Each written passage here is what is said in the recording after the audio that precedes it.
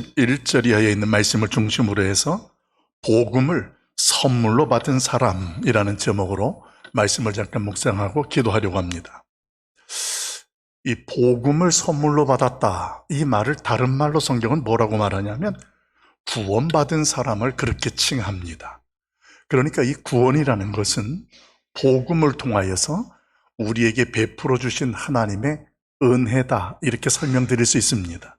왜 이것을 은혜라고 말하냐면 하나님께서 저와 여러분에게 복음을 주실 때에 그 어떤 조건 없이 아무것도 우리에게 묻지 아니하시고 우리에게 복음이라는 것을 베풀어 주셨기 때문에 그것이 은혜라고 이야기합니다. 그리고 그 은혜를 성경은 우리로 하여금 뭐라고 표현하냐면 하나님이 우리에게 주신 선물이다, 이렇게 말합니다. 그래서 이렇게 예수 그리스도를 믿고 구원받은 사람, 다른 말로 표현하면 복음을 선물로 받은 사람들이 모이는 공동체를 뭐라고 이야기하느냐면 교회라, 이렇게 이야기합니다. 그래서 교회는 예수 그리스도의 이름으로 부르심을 받은 공동체, 모인 사람들의 모임을 말하는데 이 교회 공동체의 특징이 하나 있습니다. 그 교회의 특징 중에 하나는 하나님의 비전이 오늘 그 공동체 안에 있다라는 거예요. 그 하나님의 말씀을 통하여서 그 비전이라는 것이 우리 안에 분명하게 세워지게 되어지는 믿음의 공동체, 그 공동체가 바로 교회입니다. 그러다 보니까 교회 안에 어떤 특징적인 일들을 경험하게 되냐면 하나님의 비전이 교회 안에 있는데 그 비전을 위해서 하나님이 일하시고 역사하시는 능력들, 이런 것들이 교회 안에서 드러나게 되어지고 경험하게 되는 거예요. 그것과 함께 상대적으로 어떤 모습이 또 등장하게 되냐면 우리 인간들이 그 하나님의 비전이라는 공동체 안에서의 우리가 가지고 인정할 수밖에 없는 한계성, 우리의 미련한 무지성들을 성경 속에서 우리 교회 안에서 경험할 수밖에 없는 거예요. 그것이 구체적으로 어떤 것들이 되어집니까? 하나님의 교회의 하나님의 사역들이 우리 인간들이 뭔가를 행하고 이루어지면서 일어날 것 같고 이루어질 것 같은데 때로는 그렇게 되지 않았음에도 불구하고 우리가 어떤 모습으로 어떻게 하지도 못하고 어떤 것들을 행하였지 못하였지만 그 하나님의 비전이 교회 안에서 성취되고 이루어지는 것들을 보기 때문에 그렇습니다. 우리가 지난 3년 동안에 이 코로나 바이러스 때문에 우리 교회들마다 우리의 신앙생활들에게 얼마나 많은 영향력들과 큰 일들이 있었습니까? 그런 일들을 경험하면서 모두가 다 하나님 앞에서 하나님의 교회에 모이는 것들이 얼마나 더 소중했는지 이런 것들을 알지만 이 3년이라는 기간 동안에 우리 안에 익숙해졌던 습관들은 자꾸만 예배당에 나오는 것을 한 번만 나오면 나는 최선을 다한 것이고 나는 하나님 앞에서 내 몫을 다 감당해낸 것처럼 인식되어지는 그런 모습 속에서 우리가 신앙생활을 하게 되는 현실이 되어버렸습니다. 그렇게 되어지면 사실은 교회가 더, 한국 교회가, 전 세계가 어려워지고 망해져 가야 하는 것이 그게 우리의 논리거든요. 그런데 어떤 일들이 일어나고 있는지 아십니까? 영국을 비롯해서 미국을 비롯해서 이런 흐름 속에 기도운동이 더 세게 일어나고 있는 거예요. 기도의 불꽃들이 여기저기에서 막 타오르기 시작하는 거예요. 한편에서는 습관적으로 예배당에 모이기에 힘쓰지 아니하고 말씀보다는 나의 경험과 가치의 판단으로 살아가는 자기만의 방식으로 신앙생활하는 사람들이 일어나는 반면에 그러면 교회는 무너져야 되고 위기를 맞아야 되는 반면에 하나님께서는 또 다른 하나님의 일하심이, 역사가, 그 하나님의 능력이 나타나다라는 이야기입니다. 오늘 성경은 이걸 뭐라고 말하냐면 그것을 복음이다, 이렇게 말을 해요. 복음의 능력이 오늘 우리의 현실 속에, 우리의 상황 속에 그렇게 나타난다라는 거예요. 오늘 바울이 로마 교회를 향해서 가지고 있는 그 의지가 본문에 소개돼요. 그 의지가 어떤 마음을 가지고 있냐면, 그동안 저희가 지난 주일 이후서부터 이제 로마서 1장 1절부터 해서 새벽마다 묵상을 하면서 오늘 그 순서가 이어지는 주일 말씀이 되어지고 또 내일부터 또 이어지는 다음 주간에도 로마서가 이 말씀이 이어서 계속 나가요. 그래서 그동안 말씀을 묵상했던 분들은 기억하겠습니다만 이 로마서에서는 저희에게 큰 세 가지의 주제를 중심으로 해서 로마서 전체가 우리 가운데 선포됩니다. 그 첫째가 뭐냐면 하나님의 의가 뭐냐, 잘못 알고 있는 우리의 의로움에 대해서 하나님이 진정한 의가 뭔지를 하나하나 깨닫게 하고 설명해 주는 주제가 바로 로마서의 첫 번째 나오는 주제입니다.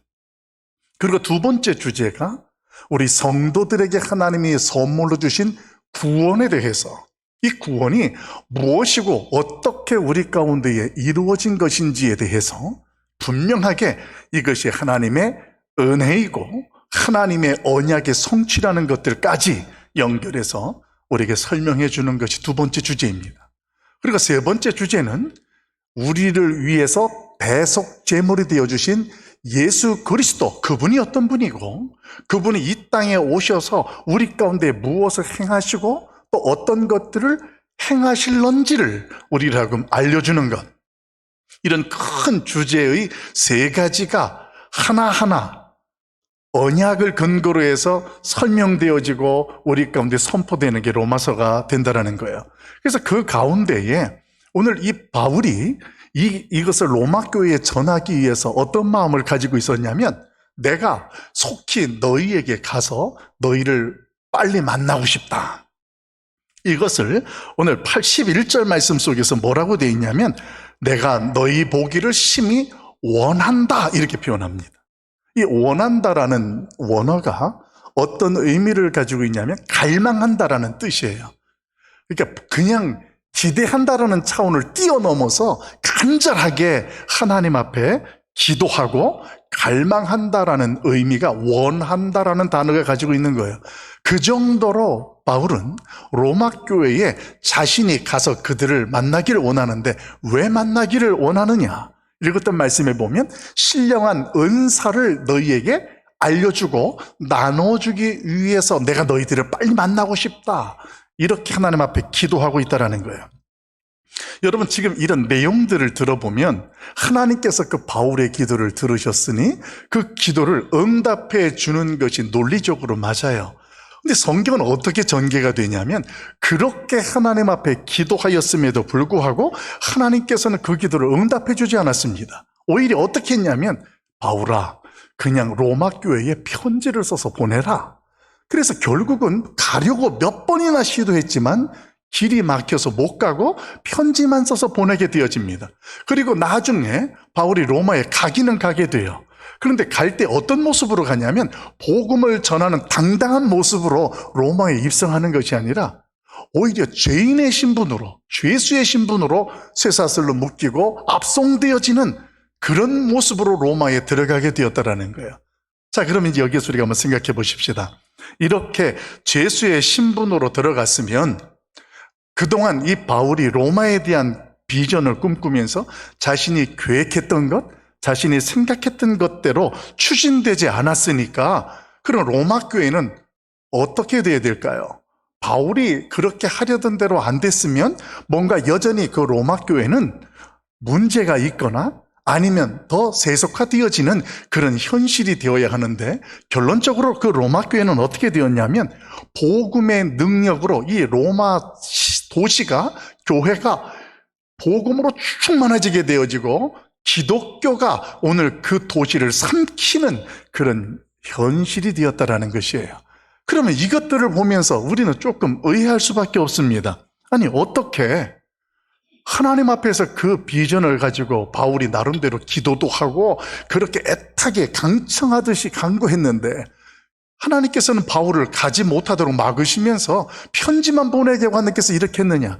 결국 이 결과를 통해서 저와 여러분이 또다시 깨닫게 되는 것이 뭐냐면, 그 하나님의 사역이라든가 교회 안에 하나님의 역사와 그 일하심은 인간들의 한계와 수준을 뛰어넘어서 그 하나님이 일하고 계신다라는 것이 반증되어지는 그런 결과가 우리 가운데 나타나게 된 줄로 믿습니다. 여러분, 그렇다면 말이에요, 오늘 바울이 로마 교회에 복음을 나누려고 했고 또 그 복음이라는 것이 이미 저와 여러분에게 하나님께서 주신 선물로 구원받은 우리의 정체성을 갖는다면 우리는 이런 생각을 하게 되는 거예요. 바울이 그렇게 로마에 가지 않았어도 그에게 있는 복음의 능력이 로마 교회에 이미 있던 그 복음이 그 도시와 교회를 풍성하게 하고 기독교화되어질 수 있도록 했던 것처럼 그 복음의 능력이라는 것이 오늘 우리에게도 있는 그 복음을 통하여서 그 능력이 나타나고 경험되는 것이 옳지 않느냐, 이런 생각들을 저와 여러분이 갖게 된다는 것이에요. 지금 바울이 저와 여러분에게 이 시대에 외치는 게 바로 그거예요. 너희에게도 지금 복음이 있지 않느냐? 그 복음이라는 것이 있는데 왜 형편과 상황 속에 바울이 마치 기도했는데 응답받지 않아서 못 갔으니 이렇게 될 것이라고 생각했던 그것처럼 우리는 현실 속에서 이것 때문에 문제고 이것 때문에 그렇다 하는 우리의 모습 속에서 그 복음의 능력을 제한시키고 그 복음에 대하여서 우리가 제대로 신뢰하지 못하는 모습으로 서 있느냐라는 것이에요.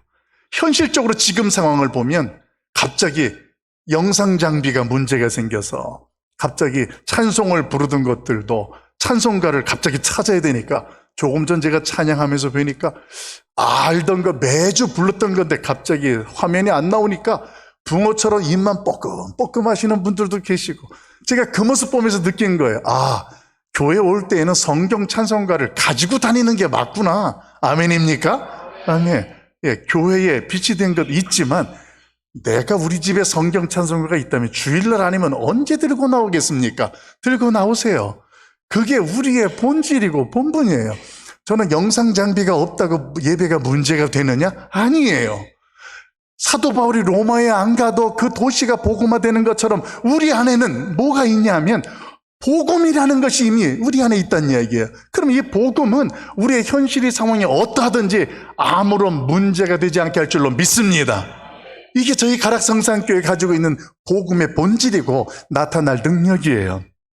그러면 이 복음을 선물로 받은 우리 교회나 우리 성도들이 그런 현실 가운데에서 확실히 깨달아야 될 것이 있어요. 그러면 그 깨달아야 될 것이 뭐냐? 그 두 가지로 오늘 말씀을 묵상을 하는데 말씀 성경을 찾아서 읽어보십시다. 오늘 본문 로마서 1장 13절 말씀, 13절 말씀 성경책에 있죠. 13절 같이 한 목소리로 합독하도록 합니다. 같이 봅니다. 시작. 형제들아, 내가 여러 번 너희에게 가고자 한 것을 너희가 모르기를 원하지 아니하노니 이는 너희 중에서도 다른 이방인 중에서와 같이 열매를 맺게 하려 함이로되 지금까지 길이 막혔도다. 아멘. 여러분, 지금 13절 말씀에 근거하면 바울이 깨달은 게 하나 있는 거예요. 그리고 우리는 로마서 전체의 내용을 통해서 뭔가 우리 안에서 결론적으로 정리되는 게 있는 거예요. 그게 뭐냐? 기도 응답보다도 복음의 능력이 더 크고 위대하다라는 것을 오늘 성경을 깨닫게 한다는 거예요. 여러분, 사실 이 사도 바울이 편지를 쓴 성경이 신약 성경에 총 13권이 있습니다. 히브리서를 포함해서 13권이 돼요. 근데 그 바울이 썼던 편지 중에 보면 바울이 하나님 앞에서 기도하고 간구하였던 내용들이 반복적으로 여러 번 나와요. 근데 그렇게 많이 나오는데 그 가정 가운데에 기도를 그렇게 하나님께 많이 드렸지만 응답과는 거리가 먼 것들을 성경은 많이 소개해 줍니다. 우리가 예를 들어서 한 가지 묵상해 볼까요? 여러분, 개인적으로 바울이 하나님 앞에 자신의 약함을 놓고 기도한 적이 있었습니다. 그게 고린도후서 12장에 소개되어지는데 하나님, 나의 질병을 하나님 복음을 전해야 되는데 조금 고쳐주세요. 치료해 주세요. 이렇게 기도했어요. 그랬더니 하나님께서 병을 고쳐주기는커녕 뭐라고 응답하셨습니까? 내 은혜가 족하다. 이게 어떻게 바울에게 응답이라고 할 수 있습니까?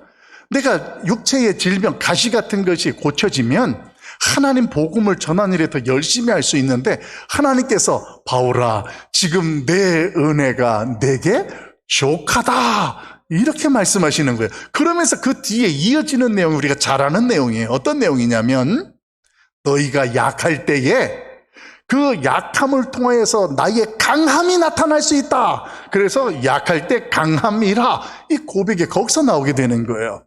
그러니까 여러분, 하나님 앞에서 이 복음의 능력이라는 것은 내가 기도해서 기도대로 응답되었을 때 그 복음의 능력을 경험하게 되어지는 것이 아니라, 기도의 응답과는 전혀 상관없이 하나님께서는 이미 그 복음이라는 것을 우리에게 주셨고, 오늘 그 복음을 통한 그 하나님의 능력들이 우리 안에서 어떤 특별한 한 가지를 통해서 능력으로 나타나는 거예요.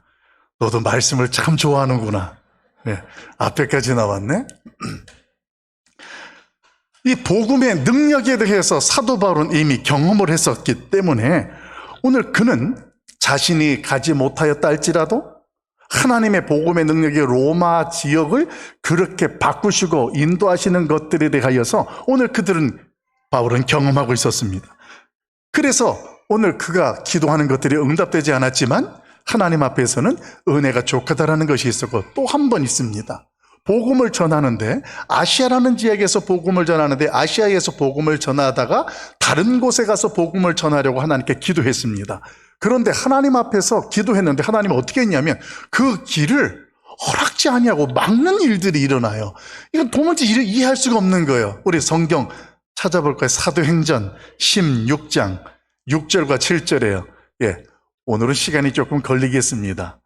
방송실에서 매번 띄워드렸는데, 사도행전 16장, 신약성경 사도행전 16장 6절과 7절 말씀. 네, 사도행전 16장 6절과 7절 말씀. 네, 우리 다 찾으셨죠? 우리 같이 한번 읽어보도록 합니다. 사도행전 16장 6절 7절 같이 봅니다. 시작. 성령이 아시아에서 말씀을 전하지 못하게 하시거늘 부르기아와 갈라디아 땅으로 다녀가 무시아 앞에 이르러 비두니아로 가고자 애쓰되 예수의 영이 허락지 아니하시는지라. 아멘. 여러분, 하나님께서 바울이 그렇게 복음을 전하려고 애쓰고 하나님 앞에서 그 복음의 능력들을 다른 사람들이 경험하도록 하려고 기도하는데, 하나님은 그 기도를 응답하지 않았습니다. 오롯이 한 가지 모든 기도 가운데의 결과로 나타나는 것이 뭐냐면 이거였어요. 기도 응답을 하지는 않으셨지만 결과는 그 지역이나 그 어떤 때에 하나님의 뜻대로 하나님의 계획들이 그 문제와 그 때에 이루어지고 성취되었다는 것. 기도의 응답과 상관없이 그 하나님께서 역사하시고 은혜를 베푸셨다는 것이 오늘 그가 썼던 서신서들 가운데에 공통적으로 나타나고 있는 일입니다. 자, 그러면 이렇게 정리가 되어지 우리 안에 이런 질문 하나 생기겠죠. 아니, 그러면 하나님께서는 왜 우리에게 그렇게 기도를 하라고 시키죠? 기도를 해도 응답지도 아니하시고 하나님 뜻대로 계획대로 그 일들을 복음의 능력으로 행하실 거라면 왜 우리에게 기도를 하라고 기도를 시키냐 이야기예요. 이 질문은 기도하는 가운데에 우리 안에 가질 수 있는 당연한 질문입니다. 근데 성경은 말이에요, 우리가 기도라는 것에 대해서 이미 예수님께서 가르쳐 주셔서 배웠지만, 기도는 우리가 어떤 문제를 해결하기 위한 도구와 통로를 목적으로 준 것이 아니었습니다. 다른 말로 말하면 어떤 기도라는 것이 문제를 이루거나 해결하기 위한 1차적 목적이 아니라, 기도를 통해서 하나님께서는 그보다 더 본질적인 것을 기대하신 것이 있어요. 그게 성도의 기도라는 개념으로 제가 설명을 드릴 수 있는데, 성도의 기도는 1차적으로 그 어떤 일을 해결하고 이루기 위한 목적이 아니라 기도를 통하여서 하나님의 뜻을 알고 그 인도하심에 순종하는 자리로 우리가 서도록 하기 위해서 하나님께서 저와 여러분에게 두드려라, 찾으라, 구하라 이렇게 말씀하셨다는 거예요. 그러니까 저와 여러분이 그동안 기도라는 것을 할 때에 기도는 마치 이방 종교들이나 이방인들이 구하는 것처럼 뭔가 기도라는 우리의 행위를 통해서 어떤 주문 같은 과정을 통해서 그것들이 해결되어지고 채워진다라는 것으로 생각하는 그런 부분들에 대해서 오늘 저와 여러분은 기도의 정의와 개념이 바뀌어야 된다는 거예요. 한 번 더 말씀을 드려요. 성도의 기도는 어떤 일을 이루고 성취하는 목적이 아니라 하나님의 뜻을 알고 그 하나님의 인도하심에 순종하는 자리에 서도록 하기 위해서 하나님이 저와 여러분에게 구하라, 찾으라, 두드리라 하시는 거예요. 여러분 경험하셨을 거예요. 오늘 예배당에 내가 기도하러 특별한 시간에 올라가서 기도할 때에 이렇게 기도하겠다라는 생각을 가지고 기도 제목 가지고 나와서 기도를 시작합니다. 그런데 신기한 일을 경험해요. 그런 마음과 그런 제목을 가지고 하나님께 끝없게 기도하는데 기도하는 중에 성령께서 우리 가운데 역사하셔서 우리의 기도 제목이 바뀌어요. 기도하는 중에 이거가 아니고 이렇게 해야 되는구나. 이 성령께서 기도하는 중에 말씀을 통해서 깨닫게 하시면서 그래, 이거는 내가 생각했던 내가 한계를 가진 인간이 생각하는 기도였구나. 하나님의 뜻이 이거였는 걸 이제 알았네. 그러면서 기도하다가 기도 제목이 바뀌어져서 하나님께 기도를 막 열심히 해요. 그렇게 나오게 되어지는 일들, 여러분 이게 정상인 거고 이게 하나님 앞에서 성도의 기도하는 모습이에요. 하나님 앞에서 내 고집과 내 뜻과 의지를 붙잡고 오늘도 기도하고, 이걸 이제 우리는 작정 기도한다고 그러잖아요. 하나님이 이기나 내가 이기나 한번 해보자듯이 내가 생각하고 내가 필요하고 의지대로 이렇게 하나님 앞에 막 외칩니다. 그러다가서 그렇게 안 되잖아요. 그럼 우리는 어떻게 하냐면 하나님이 안 계신 것 같아, 하나님이 나를 사랑하지 않는 것 같아, 하나님이 기도 응답을 안 하셔, 이렇게 속단하거든요. 그게 아니라는 거예요. 바울도 하나님 앞에 기도했는데 하나님은 그 기도를 응답하신 게 없어요. 응답과는 거리가 먼 기도예요. 그런데 그가 그렇게 기도했는데 하나님께서는 그 기도에 하나님의 뜻대로 계획대로 다 역사하셨어요. 사실은 바울이 원하는 로마에 가게 해주세요라는 그 액면적인 기도 응답보다 본질적인 그 하나님은 복음을 통하여서 역사하셨고 이루어 주셨다라는 것을 볼 수 있고 깨달을 수 있길 예수님의 이름으로 축원합니다. 자, 그러면 말이에요, 저와 여러분이 하나님 앞에 기도할 때에도 어떤 기도가 하나님 앞에 응답되지 않고 더딘 것처럼 느껴질 수 있다는 거예요. 그럼 그것이 하나님 앞에서 문제가 되는 것이 아니라 뭐가 우리 안에 자각을 돼야 되냐면 내가 아직도 하나님의 뜻이 무엇인지 하나님의 인도하심을 분별하지 못하고 순종하지 못하고 있구나. 그래서 이미 내 안에 있는 그 복음의 능력을 내가 경험하지 못하고 있구나. 이렇게 깨닫는 자리까지 나아가는 것, 저와 여러분이 그 은혜 가운데 설 수 있길 예수님의 이름으로 축원합니다.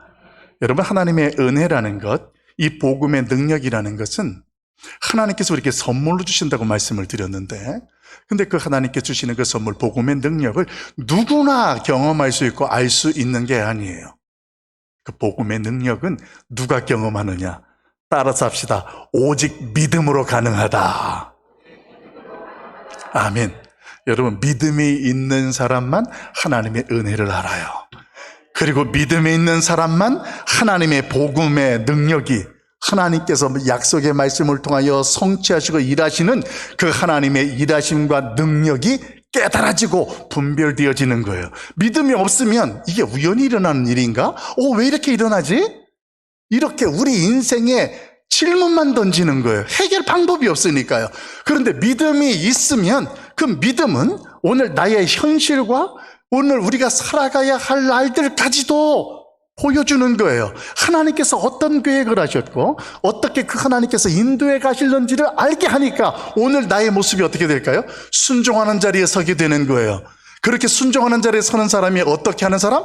하나님 앞에서 성도의 기도를 하는 사람, 기도 응답이 아니라 하나님 앞에 뜻을 구하고 인도하심의 자리에 나아가서 순종하는 자리에 섰을 때, 그때서야 뭘 경험해요? 내 안에 하나님이 선물로 준 복음의 능력이라는 것이 이렇게 우리의 인생 속에 우리의 가정과 일터와 우리나라와 대한민국 위에, 교회 위에 펼쳐지고 이루어지는구나, 이렇게 깨닫게 되고 보게 되는 거예요. 그렇게 되게 되니까 그때 어떻게 되느냐? 하나님 앞에 감사가 절로 나오죠. 기도 응답이 되지 않았어도 하나님 감사합니다. 역시 하나님은 역시 하나님이십니다. 사랑하는 성도 여러분, 오늘 우리의 기도 가운데에 하나님 앞에서 오늘 그런 수준 있는 자리에 오늘 바울처럼 그렇게 설 수 있길 예수님의 이름으로 축원합니다. 그러면 바울이 왜 그렇게 로마 교회에 가려고 간절하게 강청했을까? 우리 말씀 본문으로 들어와서 11절 말씀, 1장 11절 말씀이에요. 1장 11절 같이 한번 읽어보도록 합니다. 같이 봅니다. 시작. 내가 너희 보기를 간절히 원하는 것은 어떤 신령한 은사를 너희에게 나누어 주어 너희를 견고하게 하려 함이니. 아멘. 분명한 목적이 있어요. 내가 너희에게 가려고 하고 하나님께 그렇게 기도하는 이유와 목적이 있는데 그것이 뭐냐? 무엇을 그들에게 나누어 주려고? 신령한 은사를 나눠주려고 이야기를 해요. 그런데 그 신령한 은사를 나눠주는 목적이 그 다음에 뒤에 뭐라고 나와요? 그들을 견고하게 하기 위해서.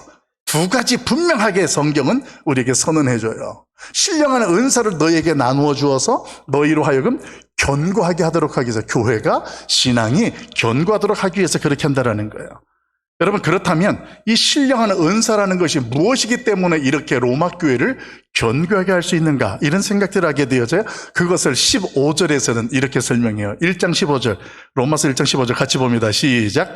그러므로 나는 할 수 있는 대로 로마에 있는 너희에게 복음 전하기를 원하노라. 아멘. 결국은 지금 신령한 은사를 너에게 나눠줄 것이고 너희를 든든하게 하려고 하는데, 내가 너희에게 전하는 것이 오늘 15절에서는 뭐라고 딱 정리해줘요? 그것이 뭐요? 복음이다, 이렇게 말해주고 있는 거예요. 그렇게 복음만 있으면 오늘 교회와 우리의 신앙이 든든하게 된다는 거예요. 그러기 위해서 내가 너희에게 지금 가려고 한다. 이제 이렇게 말씀을 묵상하다 보면, 아니 목사님, 지금 로마 교회가 이미 세워졌고 로마 교회에서 신앙생활하는데 그럼 거기에는 복음이 없다는 것인가요? 아니에요. 복음이 있었어요.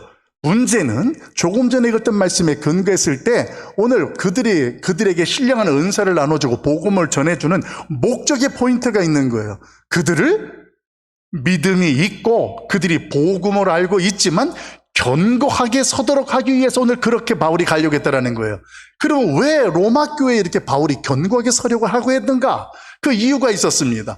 그동안 이 소아시아 지역부터 해서 유대 지역, 이방 나라까지 해서 교회들이 세워졌는데, 대부분 교회가 세워질 때 출발이 누구들을 중심으로 세워졌냐면 사도들을 중심으로 해서 교회가 세워졌어요.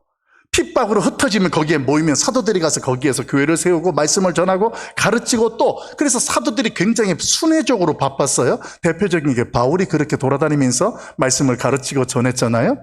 그런데 이 로마 교회는 어떻게 세워졌냐면 사도들도 아무도 간 적이 없고 바울도 아직 간 적이 없어요. 로마 교회 성도들과 바울은 일민식이 없는 그런 상황인데, 그 가운데에서 오늘 그들을 위해서 견고하게 하려고 하고 이렇게 애쓰는 그 출발이 무엇이었냐면, 그 로마 교회는 지난날 예수님께서 성천하시면서 오순절 성령이 오실 것을 기다리고 했을 때 그때 성령의 역사가 일어났습니다. 그때 로마 지역에서 왔던 주민들 가운데에 오순절 성령의 역사를 경험했어요. 그래서 하나님의 성령이 충만하고 믿음이 충만해지니까 그들이 우리가 있는 나라의 지역에 가서 교회를 세우자. 그래서 시작된 것이 로마 교회예요. 그러다 보니까 로마 교회는 자발적으로 평신도들에 의해서 세워졌고 그 가운데에서 오늘 그들이 신앙생활하는 상황이었다라는 거예요. 그래서 1장 8절 말씀에 근거해 보면, 우리가 새벽에 말씀을 나눴잖아요. 그 교회가 큰 환난과 핍박 가운데에서도 세상이 알 수 있도록 그 믿음을 드러내고 알겠다라는 것에서도 바울이 칭찬을 했었습니다. 그러니까 믿음도 있어요. 그런데 다만 아쉬운 것이 하나 있는 거예요. 그 평신도들이 모여서 교회를 세우고 함께하게 되는데 그 모인 무리들이 대부분 어디에 익숙해 있냐면 유대주의에 익숙해 있었습니다. 유대주의 전통과 규례에 익숙해 있었고 율법주의에 빠져 있었어요. 그 행실들이 예전에 오순절 역사를 경험하기 전에 그랬다라는 거예요. 그러다 보니까 말씀의 기초와 교리적으로 조금 약했습니다. 그러니까 교회에 모여서 열심히 있는 것 같지만 영적인 질서라든가 그 안에서 하나님 앞에서의 비전을 어떻게 이끌어 나갈 것인가, 이런 것들이 체계적으로 잡히지 않았던 거예요. 그러니까 바울이 내가 너희가 믿음이 있다는 것도 들었고 소문도 들어서 알고 있고 칭찬도 했지만, 그럼 내가 너희에게 빨리 가고 싶다. 그래서 너희로 하여금 율법주의에 젖어 있는 전통과 규례와 그리고 또 유대주의에 빠져 있는 습관들로부터 복음을 통해서 다시 한번 새롭게 되어지고, 그리고 하나님 앞에서 영광을 드러내는 교회와 성도로 서도록 하겠다. 이게 든든케 하기 위하여 오늘 바울이 로마에 편지를 보내고 가겠다는 이유가 되었다라는 것입니다. 여러분, 복음으로 온전하게 서지 못하고 악하고 불순물들이 섞여 있던 교회, 오늘 그 교회에 바울이 그들에게 복음을 전하는데 오늘 그의 열심은 오직 하나님의 영광을 드러내는 교회가 되고 성도들이 되기 위함이에요. 제가 저희 교회에서 로마서를 두 번째를 강의를 하는데 이 말씀을 강의하는 제 마음의 중심이 오늘 여기에 있습니다. 어려운 환경 속에서도 로마 교회가 나름대로 지키고 행하면서 나왔어요. 그 가운데에 그동안의 어떤 습관과 전통도 있었고 옛사람의 자아에 의해서 빠져나갔던 우리의 행실들이 있었습니다.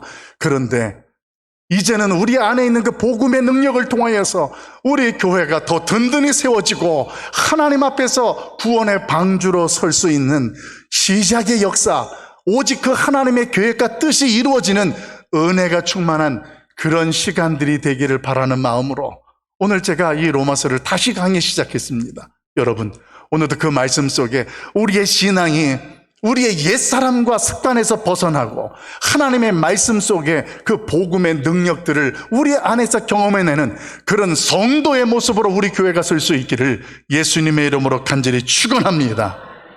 오늘 그런 모습으로 교회가 세워지도록 하기 위해서 로마서가 쓰여진 거예요.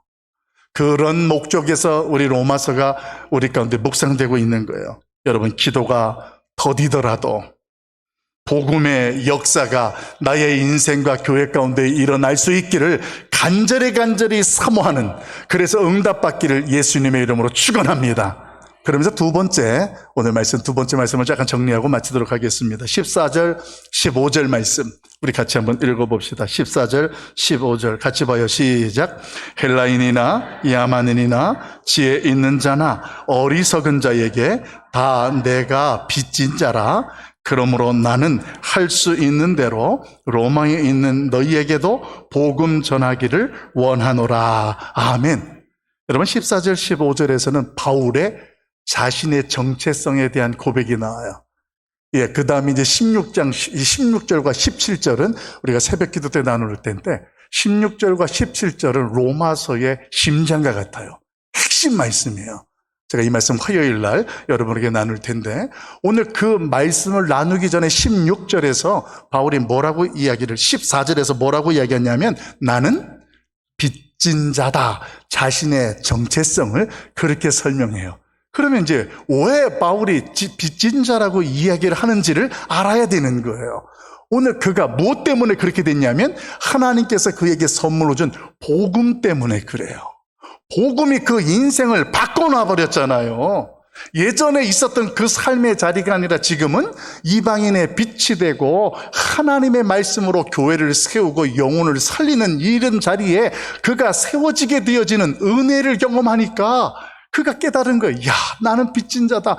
그걸 어떻게 하나님의 은혜 앞에서 빚졌다라는 말과 함께 또 하나가 뭐냐면 조금 전에 읽었던 말씀 속에 보게 되면 헬라인이나 야만인이나 지혜 있는 자나 어리석은 자에게 다 내가 빚진다다. 무슨 말이에요?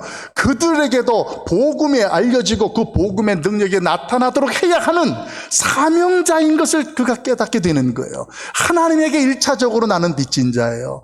그런 나를 하나님께서 복음의 능력을 경험하게 하셔서 이 자리에 세우시고 이끌어 가시는 그 하나님의 능력을 알게 되니까 자기를 중심으로 주변에 있던 다른 사람들에 대해서도 내가 이제 빚진 자의 모습으로 그들을 어떻게 섬기고 어떻게 살아가야 하는지를 그들에게 알려줄 건 알려줘야 되고 가르칠 것을 행할 것들을 행해야 되겠다라는 그런 빚진 자의 모습으로 그가 살아내기 시작했다라는 것입니다.